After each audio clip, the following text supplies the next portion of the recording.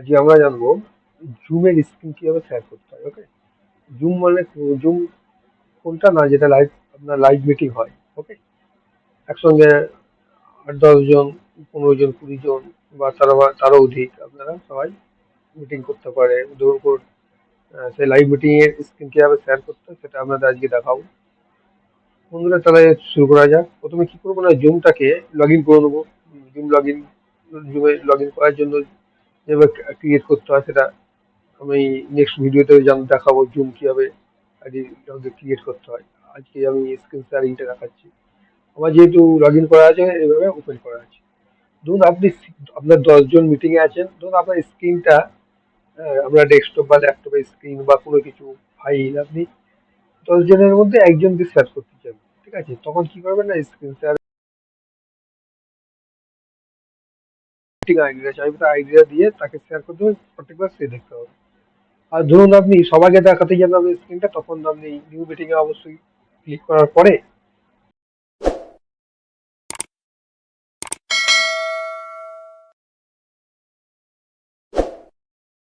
এটা ক্লিক করব।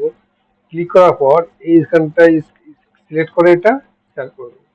শেয়ার করে দিলে কি হবে, আপনার পুরো ল্যাপটপ বা ডেস্কটপে যা স্ক্রিনের মধ্যে যা আছে সবই দেখাবে। Power point presentation, word file, excel file, PDF file, ডেস্কটপের মধ্যে যেটা আছে সেটা আপনার এখানে দেখাবে। ঠিক আছে, কিন্তু হোয়াইট বোর্ড শেয়ার করতে চান, হোয়াইট বোর্ড সিলেক্ট করে শেয়ার করে দিতে পারেন। ধরুন আইফোন বা আইপ্যাড আপনি শেয়ার করতে চান আপনার স্ক্রিনে, সেটা করতে পারেন।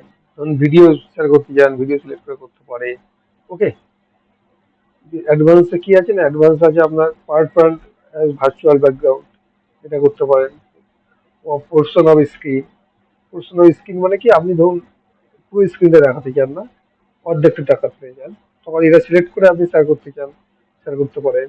কি করবেন, এইরকম শেয়ার করলাম, এরকম মানে ধরুন এই পোর্শনটুকু আমি স্ক্রিনে দেখাতে চাই। ঠিক আছে,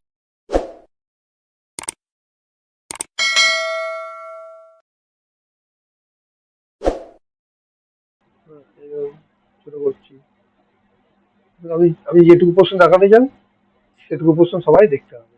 এটা আপনি বড়ও করতে পারেন এইভাবে, বড় করে আপনাদের যতটা স্ক্রিনে দরকার ততটা আপনি এখান থেকে বড় করে নিতে পারেন। সেটা আপনি এইভাবে দেখাতে পারেন। ওকে বন্ধুরা, এবার আমি করতে পারি। বন্ধ করি এটা, আবার নেক্সট আবার ফিরে যাই। ঠিক আছে, ফাইলস, আপনি ফাইলসের মধ্যে ধরুন ড্রপ বক্স আছে, মাইক্রোসফট ওয়ান ড্রাইভ আছে, এটা শেয়ার করতে পারেন। গুগল ড্রাইভে আছে, গুগল ড্রাইভে যদি আপনার কোনো ফাইল থাকে বা কিছু থাকে, সেটা আপনি গুগল ড্রাইভে কাউকে গুগল ড্রাইভটা শেয়ার করে রাখা যায়। আমাদের গুগল ড্রাইভে কোনো ফাইল স্টোর আছে, সেটা এইভাবে শেয়ার করতে পারেন। এবার আমরা স্ক্রিন শেয়ারিং আজকে জানলাম। ওকে বন্ধুরা,